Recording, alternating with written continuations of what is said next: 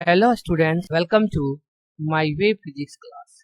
यहाँ पे क्वेश्चन है, a force of 5 newton gives a mass m1 and acceleration of 8 metre per second square.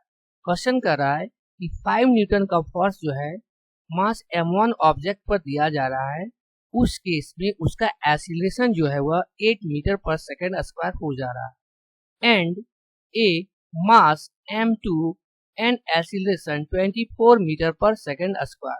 और बोल रहा है दूसरा मास है जिसका m2 है, उस पर भी जो है वह 5 न्यूटन का जब फोर्स लगाया जा रहा है, उस केस में उसका एक्सीलरेशन जो है वह 24 मीटर पर सेकंड स्क्वायर हो जा रहा है।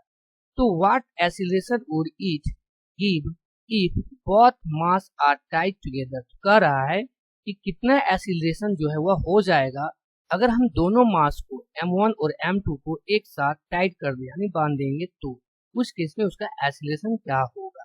ओके, तो हम यहाँ पे सॉल्यूशन में देखेंगे सबसे पहले कि जो फोर्स दिया हुआ है जो दोनों ऑब्जेक्ट पर दिया जा रहा है वह है 5 न्यूटन का है।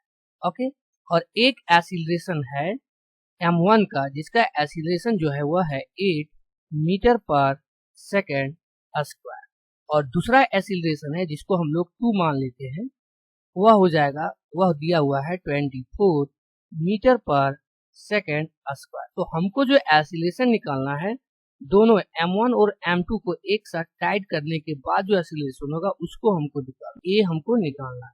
ओके, तो उस केस में हमको क्या करना है, पहले जो मास का वैल्यू हमारा m1 है उस मास का हमको वैल्यू निकालना है, फिर जो मास m2 है उसका वैल्यू हमको पहले निकालना है।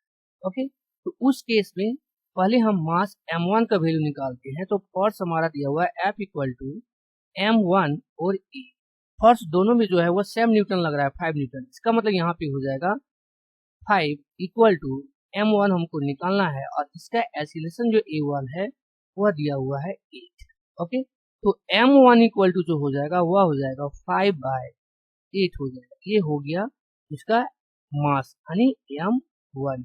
अब आगे हम जो है वह m2 मास का वैल्यू निकालें, तो उसके लिए हमको यहाँ पर F लेना पड़ेगा। F इक्वल टू जो है वह है m2 और A है एक्सीलरेशन A2।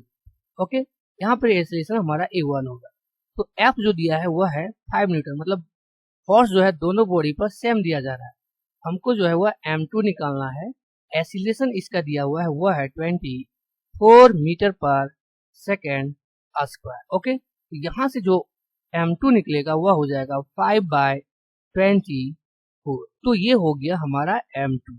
अब हमको करना क्या है, क्वेश्चन में पूछा है कि दोनों मास को कंबाइन करने के बाद, तो हम यहाँ पे क्या करेंगे, दोनों मास को हम कंबाइन कर देंगे। हम यहाँ पे निकाल सकते हैं कि m इक्वल टू जो हो जाएगा वह हो जाएगा m1 प्लस m2। m1 जो है वह है 5/8 और m2 जो है वह है 5/24। इसका जब हम एलसीएम ले लेंगे तो यहाँ पे आ जाएगा 24 आ जाएगा।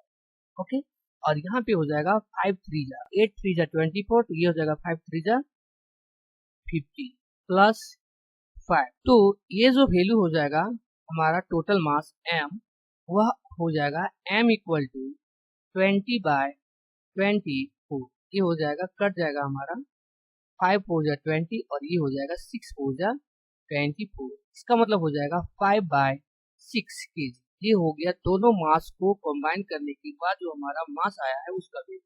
ओके, हमको जो है वह इसका एक्सीलरेशन निकालना है दोनों कंबाइन होने के बाद। तो यहाँ पर हमारा जो एक्सीलरेशन निकालेंगे वह हो जाएगा F equal to m into a. m हमको यहाँ पर निकालना है दोनों का कंबाइन होने के बाद एक्सीलरेशन। तो एक्सीलरेशन इक्वल टू हो जाएगा A equal to F by जो हमारा कंबाइंड मास है m1 प्लस m2। F जो है वह है 5 न्यूटन, और मास जो हमारा आया है वह आया है दोनों को मिलाने के बाद वह आया है 5/6। ओके, ये हो जाएगा 5/5 और 6 जो है वह ऊपर चला जाएगा, ये कैंसिल हो जाएगा। यहाँ भी जो बच जाएगा वह हो जाएगा 6 मीटर पर सेकेंड स्क्वायर। तो एक्सीलरेशन जो हमारा आ जाएगा दोनों मिलाने के बाद वह एक्सीलरेशन आ जाएगा 6 मीटर पर सेकेंड स्क्वायर, जो इसका जो है वह आंसर हो जाएगा। Okay, thank you all of.